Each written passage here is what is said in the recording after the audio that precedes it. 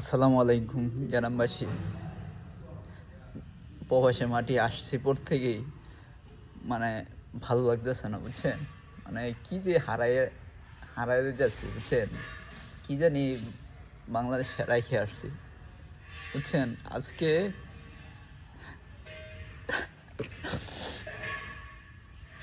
আজকে বুঝাইতে পারতেছি না। আজকে আমার বন্ধু, আবার ফুফাতো ভাই মেহেদি, আনোয়ার ভাই, সাফন ভাই, আম্মু আজকে মারা গেছে। ভাই,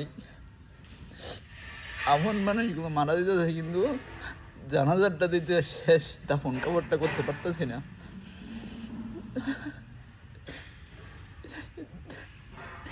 আমি কাজের মধ্যে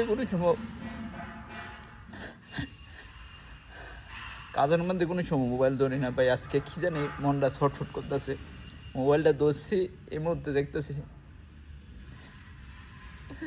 আমার উপর মারা গেছে।